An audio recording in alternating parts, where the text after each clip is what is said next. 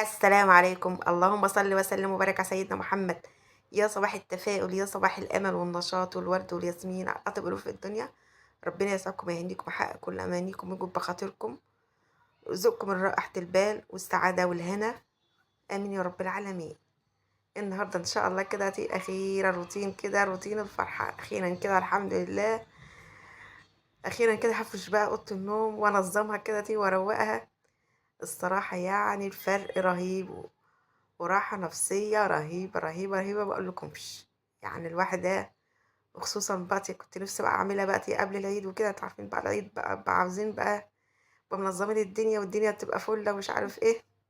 كنت مخنوقة منها بقى ساعة العيد، بس الحمد لله ربنا أراد وربنا سهل عملناها.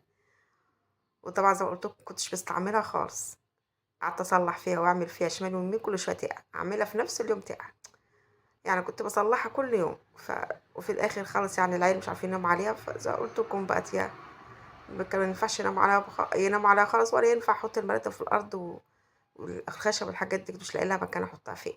والحمد لله ربنا سهل وعملناها الحمد لله. والنهارده بقيت افرشها بقى. طبعا بقى هم شالوا لي بقى المراتب كده، الاولاد ابو يوسف حطوا لي المراتب زي ما قلت لكم، انا مش قادره اشيلها، وانا بقى هفرش بقى وهمسح.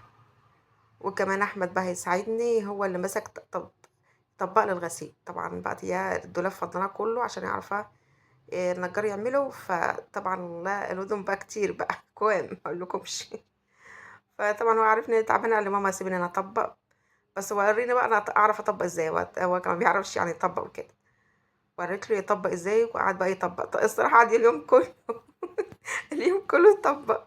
طبعا احنا يا امهات متعودين على كده عشان احنا بنعمل على طول، وايدينا خلاص اتعودت وسريعه في الحاجه. هو بقى يعني قعد اليوم كله يعمل شويه يفلس ويتعب، يريح شويه ويرجع تاني يكمل. فقعد اليوم بحاله كانه ايه عمل مصانع لبس. بس المهم هو طبقهم لي وعملهم لي حلو كويس. انا طبعا هتشوفوه في الفيديو. صراحة كتر خيره، كان طبعا هدوم كتيرة وكتر خيره. وكمان رودي كمان هتساعدني هيتي زي ما انتوا شايفين، بتساعدني بقى بساعد معاه بقى في المسيح وكده زي ما انتوا شفتوا يا حبايبي كده، هي كنست ومسحت وبتفرش معايا كمان، يعني بتساعدني هي كمان. ربنا يخليكم بأولادكم، يعني دايما كده عودوهم كده على النشاط. عودوهم برضه كده يساعدكم كده في شغل البيت، يعني أي ظروف لا قدر الله زي يساعدوكم ويقفوا معاكم. يعني برضك يعني الواحد مش ضامن الأيام مش ضامن الظروف، وكمان ينفعوا نفسيهم برضه. هي عين الزحلقت، أنا معديه واخدة بالي عين الزحلقت. المهم يا حبايبي زي ما انتوا شفتوا كده فرشت بقى السرير دكتي، وخدت له تلميعة كده ولمحت كمان الحيطان. وهنا بقى لمحت بقى السرير التاني كده بفرش بقى السرير التاني. هي عاوزة تعمل المخدة الكبيرة فمش عارفة، فقلت لها اعملي انتي المخدة الصغيرة. هتعملها هي بقى تفرشها، وانا بقى هكمل بقى الباقي. حتى كمان هي كرستني كمان ورا السرير كده والجنام، يعني ظبطت لي الدنيا برضه كتر خيرها يعني. هنا كمان انا رفعت المرتبة لفوق كده عشان الملاية متتزحلقش.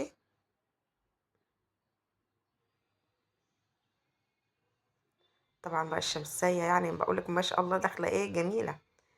الشمسية يعني نازلة على السرير كده على طول، طبعا دي احلى حاجة.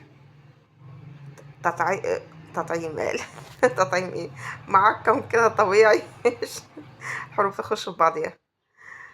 تعقيم كده طبيعي بقى ويعني وتهوية طبعا يعني مفيش أحسن من حاجة الرباني. الشمس عارفينها حاجة مطهرة وجميلة جدا. زي ما انتوا عارفين لازم كده نفتح الشبابيك كده تدخل الشمس تطهر يعني المكان كده.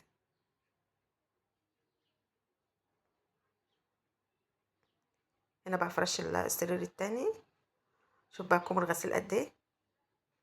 أقولكم جبل جبل كتر خيره الصراحة. كنت عطاها همهم قال لي خلاص انا هطبقهم هنا. كنت حطيتهم بقى في الأوضة التانية. ربنا يكرمنا بقى ونوضب بقى الأوضة التانية دي إن شاء الله بإذن الله.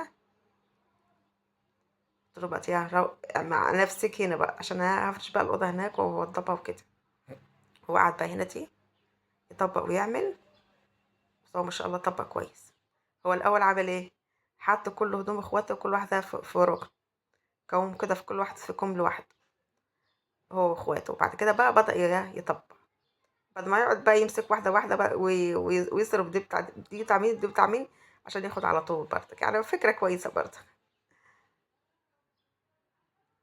حتى كمان هو فإنه طبعا لما تفضي الدولاب هتلقى بقى فيها حاجه مقطوعه، حاجه بتاع ما بتصرف بقى الهدوم هتلقى في حاجه مقطوعه، حاجه مش عارف ايه. هو كمان كتر خيره برضك، قعد بقى يسرب لي برضك في الهدوم، لقى حاجات مقطوعه بتاع، حطها لي في كيس لوحدي. قال لي يا ماما دي حاجات كلها دي مقطعه بقى، عايزه تتخيط وكده.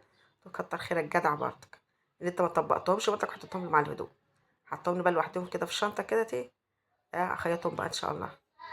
دلوقتي بقى كان هو بقى طبق لي بقى الهدوم. دلوقتي بقى انا فرش كده بفرش كده، كانت عندي كده حطيتهم بقى في الدرج كده وابدا بقى ارصهم بقى الهدوم، كله بقى عيله في درج لوحده. ده اللي بقى الدرج بتاع زئر ده. برضك انا برص، بحط الصفر لوحده والشيط لوحده عشان ما مش اقلبش واشيل واحط، لا يرص ولا يعمل حاجه تاني. انا حاطه لها الصفر في رف لوحده والشيت لوحده، حطيت لها الصفر تحت ودي حطيت لها الشتوي. ونفس الحكايه برضك اخواتها كده بعمل لهم كده، حتى لا يشيل ولا يحط، كل حاجه لوحديها، عشان ما اجيش في الشتاء اشقلب الدنيا واجي للصيف اشقلب. كل حاجه في مكان كده ولا تشيلي ولا تحط. كل عيل بقى كده احط لهم بقى لبسهم. وطبعا بقى أنا المفارش اللي كانت عندي عملتها، مفيش مفارش تانية، فانا حطيت اي حاجه عندي دي، يعني كاس كده جامده كده حلوه حطيتها. يعني اي حاجه برضك تقضي الغرض، يعني مش ضروري مفارش يعني، بس اي حاجه كده بس عشان تحمل اللبس كده.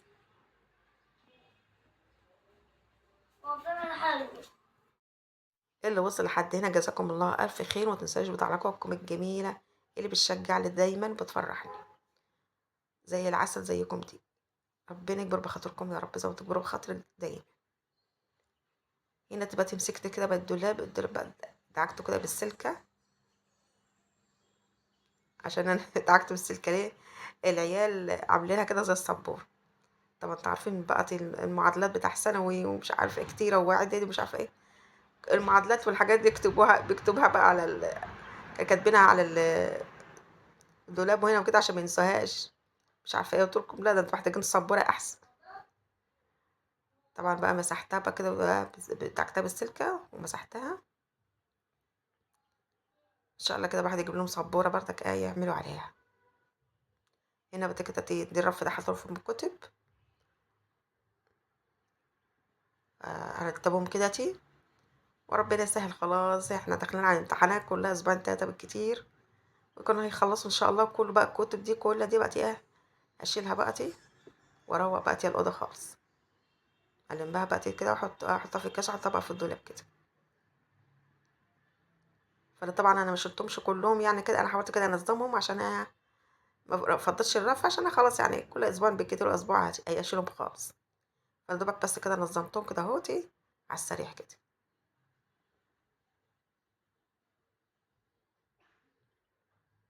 طبعا بقى همسح تاني. زقرودة اتمسحت بس برضه كده اديها تلميعة كمان كده وافرش. ويا رب الفيديو النهارده كده يكون عجبكم واداكم نشاط. ان شاء الله فيديوهات احسن واحسن، وشكرا على دعواتكم وكلامكم الطيب. مع الف سلامة حبايبي.